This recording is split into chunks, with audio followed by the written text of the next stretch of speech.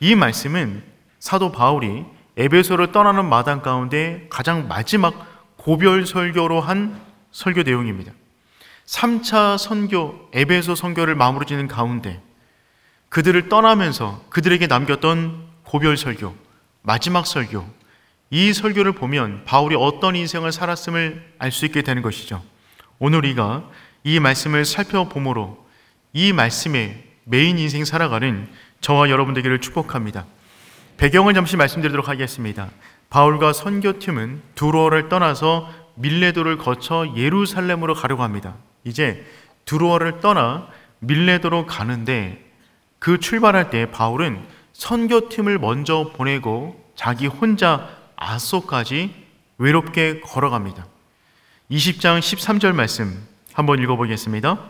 우리는 앞서 배를 타고 아소에서 이는 바울이 걸어서 가고자 하여 그렇게 정하여 준 것이라. 우리는 앞서, 팀들은 앞서 배를 타고 갔고요, 바울은 걸어서 가고자 하여 팀들이 그렇게 하도록 인정해 준 것입니다. 잠시 지도를 보도록 하겠습니다. 드로아에서 아소까지는 남쪽으로 32km 떨어진 곳입니다. 이 32km를 혼자 걸어간다는 것은 위험할 수도 있습니다. 그런데 바울은 왜 함께 팀과 가다가 이 아소까지 거리는 혼자 걸어갔을까요? 지금 예루살렘으로 향하는 바울의 마음이 남달랐기 때문에 그렇습니다. 바울은 여러 차례 예루살렘을 방문했습니다. 그리고 예루살렘을 방문할 때마다 바울의 인생 가운데 큰 변화가 있었습니다. 그리고 이번 방문은 정말 예사롭지 않았습니다. 바울은 분명히 알았습니다. 이번이 예루살렘으로 가는 마지막 방문일 것이다. 이제 바울의 남은 인생이 얼마 남지 않았습니다. 그에게 주어진 시간이 얼마 남지 않았습니다. 이번에 예루살렘 방문하면 이것이 마지막 방문임을 바울은 알고 있었던 것입니다. 그는 그렇게 홀로 32km를 걸어가면서 자신의 부르심과 지난날의 사역과 또한 앞으로 어떻게 펼쳐질 일들을 묵상하며 홀로 그 길을 걸어갔던 것이죠. 저는 이 말씀을 묵상하는데 홀로 아소까지 걸어가는 바울의 마음이 깊게 와닿았습니다. 그는 홀로 걸어가면서 인생의 매듭을 지으려고 하는 것입니다. 이제 그의 마음이 다 정리가 되었습니다. 아소에 도착하자 팀원들과 만나서 쏜살같이 밀레도까지 내려가게 됩니다. 밀레도 근처 가운데 에베소가 있었어요. 지도를 한번 보도록 하겠습니다. 이제 선교팀은 아소에서 바울을 만나 항구를 거쳐서 내려와 밀레도까지 오게 되었습니다. 그리고 그 밀레도는 에베소에서 48km 떨어진 지역에 있었어요. 바울은 이곳을 그냥 지나칠 수가 없었습니다. 왜냐하면 에베소는 바울이 사역한 모든 사역지 가운데 가장 큰 애정을 담고 사역했던 곳이기 때문에 에베소를 그냥 지나칠 수가 없었던 것이죠. 그런데 시간이 너무나 촉박했습니다. 우리 16절 말씀 읽어보겠습니다. 바울이 아시아에서 지체하지 않기 위하여 에베소를 지나 배를 타고 가기로 작정하였으니 이는 될 수 있는 대로 오순절 안에 예루살렘에 이르르고 급히 가미러라. 바울은 지금 이 항구에서 밀레도 항구에서 에베소까지 48km 걸어가면 한 4일 정도 시간이 됩니다. 그런데 그 시간을 쓰기가 참 어려웠습니다. 왜냐하면 빨리 오순절 전에 예루살렘에 도착하려면 시간을 아껴야만 했기 때문에 그렇습니다. 그래서 자기가 들어갔다 나오는 것이 아니라 사람을 보내어 에베소에 사역했던 사람들, 장로들, 리더들을 항구로 불러내어 그곳에서 유명한 밀레도 설교를 시작합니다. 여러분, 이 밀레도 항구에서 나누었던 이 설교는 바울이 이전까지 했던 모든 설교 가운데 유일하게 믿는 성도를 대상으로 한 설교였습니다. 이전까지 모든 설교는 복음을 전하기 위하여 예수 믿지 않는 사람들에게 전한 설교라면 이 설교는 믿는 사람들, 특별히 리더 그룹들, 성도들에게 준 말씀이 이 말씀이 되는 것이죠. 바울은 이 설교를 하면서 자신이 어떤 인생을 살았으며 또한 앞으로 어떤 인생을 살아갈 것인가에 대한 다짐을 선포합니다. 뿐만 아니라 이 말씀을 들은 모든 사람마다 우리가 어떻게 살아가는 것이며 앞으로 우리가 어떤 사명을 붙잡고 살아가야 될 것인가에 대한 다짐을 하게 해주는 말씀이 오늘 말씀이 되는 것이죠.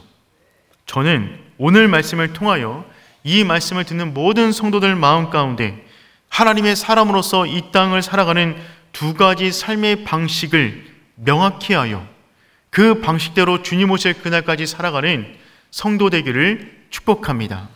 그렇다면 첫 번째, 우리가 살아가는 삶의 방식은 무엇일까요? 그것은 깊은 내적 태도를 가지고 살아가는 것입니다. 깊은 내적인 태도를 지니는 것입니다. 우리 18절과 19절 말씀 읽어보도록 하겠습니다. 오매 그들에게 말하되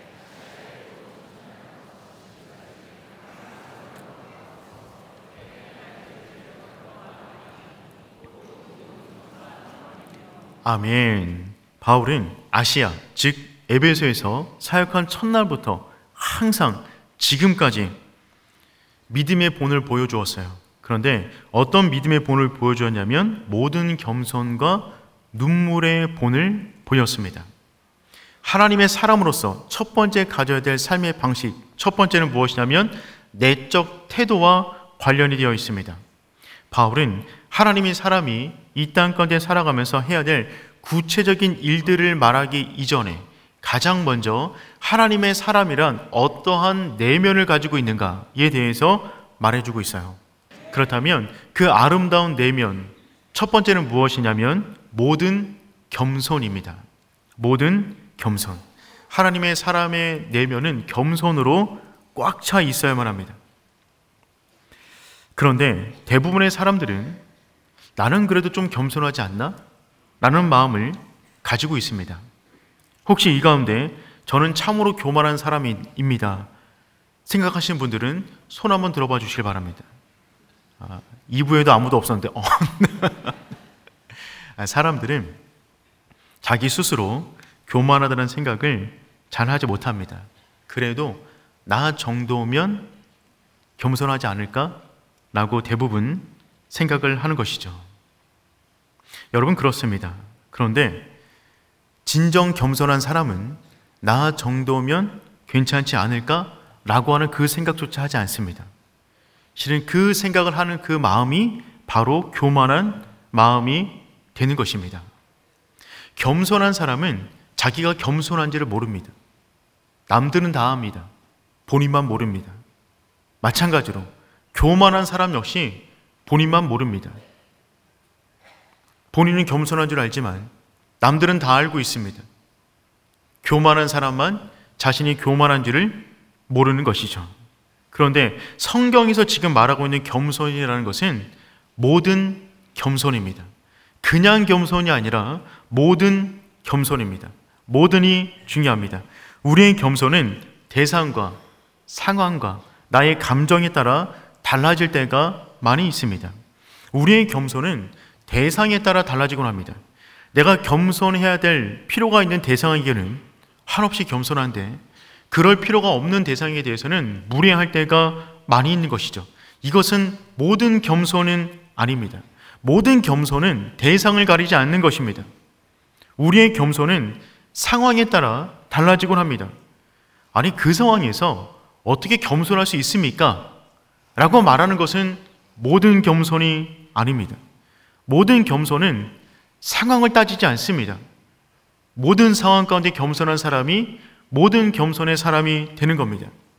우리의 겸손은 나의 감정에 따라 달라지곤 합니다. 아니, 지금 그 상황에 내 마음이라면 어떻게 내가 겸손하게 대할 수 있습니까? 라고 말한다면 그것은 모든 겸손이 아닙니다.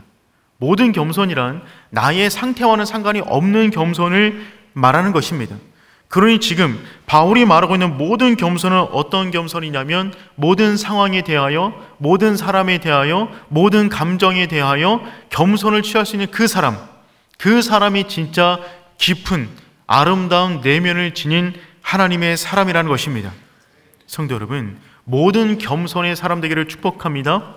여러분, 이 사람은 절대로 넘어지지 않습니다. 하나님의 사람들이 하나님을 위하여 엄청나게 큰 일을 했다가 순식간에 넘어지는 사람들이 너무나 많이 있습니다.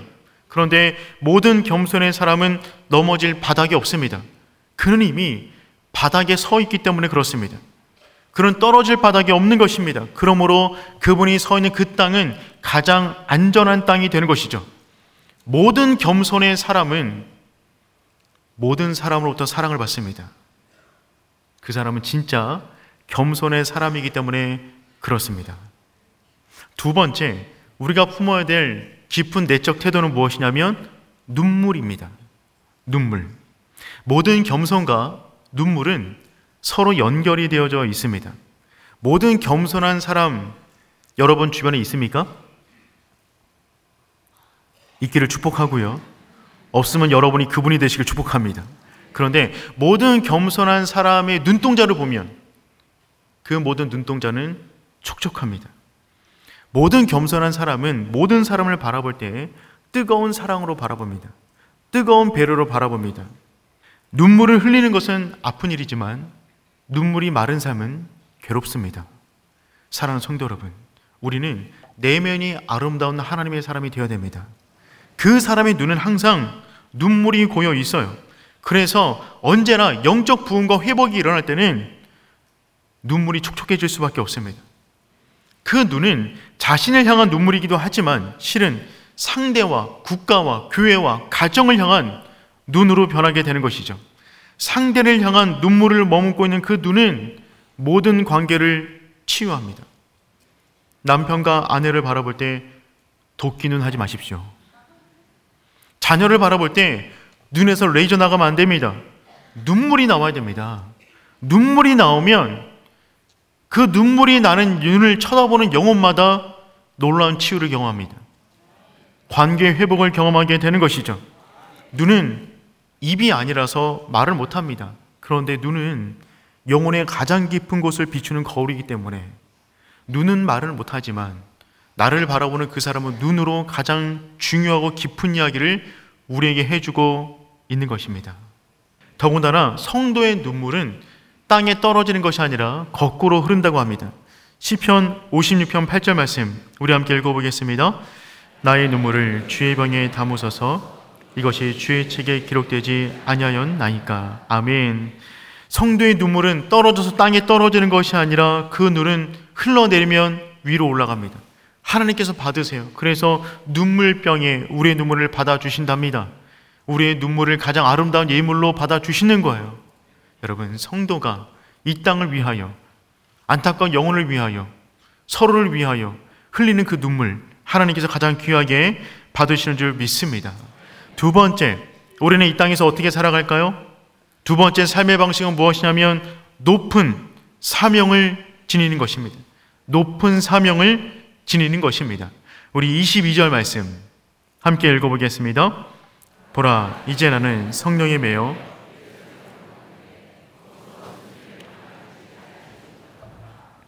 하나님은 우리에게 첫 번째 살아가는 삶의 방식으로 깊은 내면을 말씀하신 이후에 그 다음에 말씀하신 것은 무엇이냐면 높은 사명을 말씀하십니다. 순서가 중요합니다.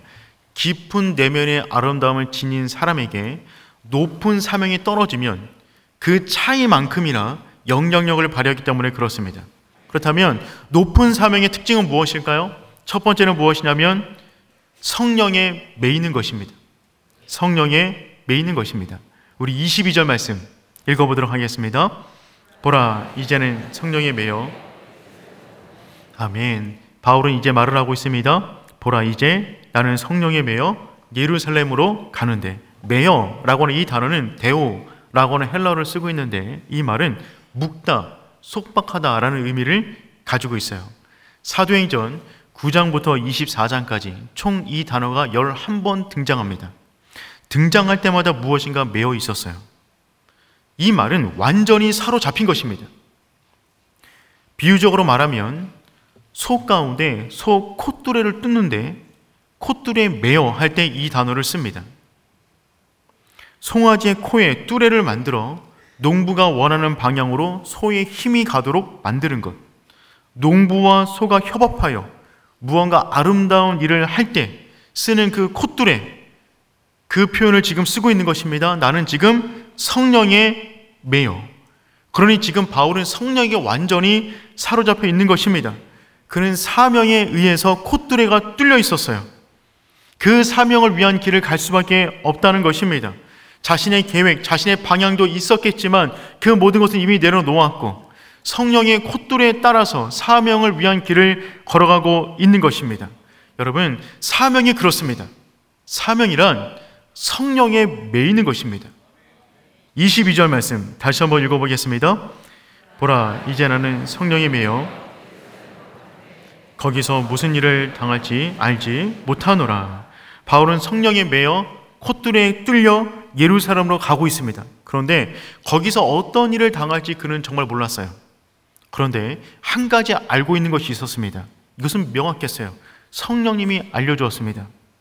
23절 말씀 읽어보겠습니다.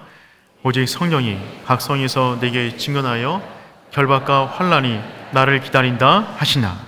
성령께 매여서 예루살렘으로 가고 있는데 거기서 어떤 일이 벌어질지 정말 모르겠지만 한 가지 일은 분명하다고 말씀해 주셨어요. 그것은 무엇이냐면 결박과 환난이 기다린다고 말씀하셨습니다. 여러분, 여러분이 바울이라면 이런 상황에 어떻게 반응하시겠어요? 그렇다고요? 알려주셔서 감사합니다. 좋은 정보 감사합니다. 돌아가겠습니다. 하나님께서 여러분에게 맡겨주신 그 일들이 있는데 그 일들을 감당하는데 뻔히 보이는 어려움이 있습니다. 뻔히 보이는 아픔이 있습니다. 그렇다면 여러분은 그 순간에 어떻게 반응하시겠습니까? 그것을 피해갈 수 없는 그 사람이 누구냐면 성령에 매여 있는 사람입니다. 성령의 콧뚜레에 매여 있는 거예요. 그 사람은 고통이 있는 것을 분명히 알지만 그 자리를 피하지 않습니다.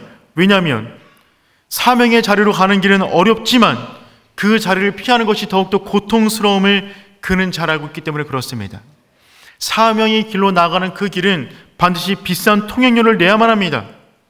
힘들고 어렵고 고난과 환난이 기다리고 있어요. 하지만 그 사명을 피할 수 없는 그 사람이 높은 사명을 지니고 있는 사람이 되는 겁니다. 두 번째, 사명의 특징은 무엇이냐면 열정입니다. 여러분, 콧뚜레에 뚫려 그 길을 걸어가지만 사명자는 끌려가지 않아요. 달려갑니다. 농부가 끌기 전에 가야 할 방향성을 알기 때문에 달려가는 것입니다. 사명이 그의 밥입니다. 사명이 그에게 힘을 줍니다. 그러므로 사명을 발견한 사람들은 노닥거릴 시간이 없습니다.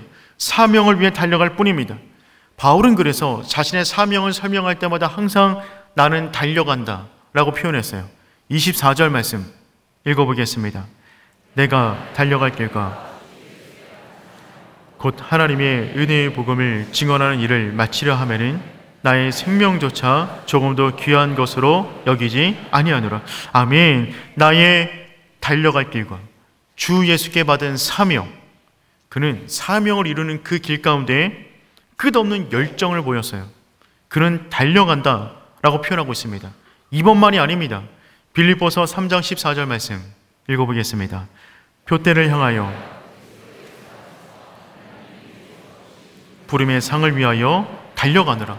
표대를 향하여 달려가느라. 그의 인생 마지막에 썼던 디모데 후서 4장 7절 말씀에서도 다음처럼 말을 합니다. 읽어보겠습니다. 나는 선한 싸움을 싸우고 나의 달려갈 길을 마치고 믿음을 지켰으니. 아멘. 바울은 늘 달리는 인생을 살았어요. 나는 달려간다, 달려가노라, 달려갔다. 그는 항상 사명을 위해서 달려가는 인생을 살았습니다. 여러분, 달리는 사람은 어떤 사람이냐면 목적지가 명확한 사람입니다. 삶의 방향이 분명한 사람만이 달려갈 수가 있습니다. 분명한 목적지가 있기 때문에 달려가는 것입니다. 목적지가 없으면 달려갈 일도 없습니다. 달린다는 말은 열정을 의미하는 것이죠. 사명자는 열정적으로 살아갑니다. 잔꾀를 부리지 않습니다. 정면 돌파하는 것입니다. 그가 걸어가는 길을 보면 그가 가는 사명지, 목적지를 분명히 알 수가 있는 것이죠. 그러니 결국 사명 관리는 열정 관리입니다. 여러분의 열정은 어느 방향으로 가고 있습니까? 사명을 향한 열정이 식어버리면 세상을 향한 열정이 일어납니다. 사명을 향한 열정이 식어버리면 세상을 향한 열정이 불타오릅니다. 우리는 무엇인가 불타오르게 만들어진 존재입니다. 그 열정을 무엇을 위해서 태우시겠어요? 예수님은 열정적으로 십자가를 지셨습니다. 그래서 예수님의 고난, 순환을 더 패션 오브 크라이스트, 예수님의 순환이라고 표현하는데 유명한 영화의 제목이기도 합니다. 이 패션이 열정이죠. 이 패션이라는 단어는 고통이라는 라틴어 패시오에서 나왔습니다. 그러니까 모든 열정적인 사람들은 고통을 안고 살아가는 것입니다. 그 고통 때문에 열정이 더욱더 커지는 것입니다. 예수님은 십자가를 지셨을 때 마지못해 지신 것이 아니라 열정을 다해서 십자가를 지셨어요. 그리고 예수님께 붙들린 모든 사람마다 예수님의 그 열정을 닮아 이 땅 가운데 달려가는 열정적인 인생을 살아가는 것입니다. 예수님을 닮은 열정의 사람 되기를 축복합니다. 세 번째, 사명의 특징은 무엇이냐면 포기입니다. 포기입니다. 24절 말씀 읽어보겠습니다. 내가 달려갈 길과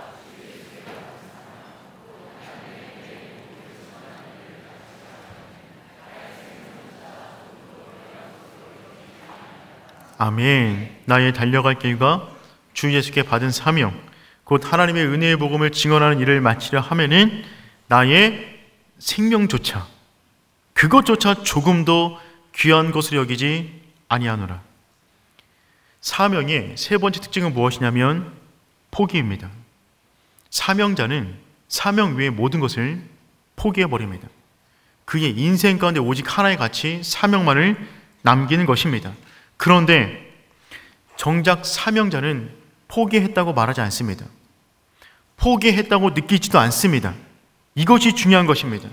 다른 사람들이 볼 때는 정말 재미없게 사는 것 같습니다.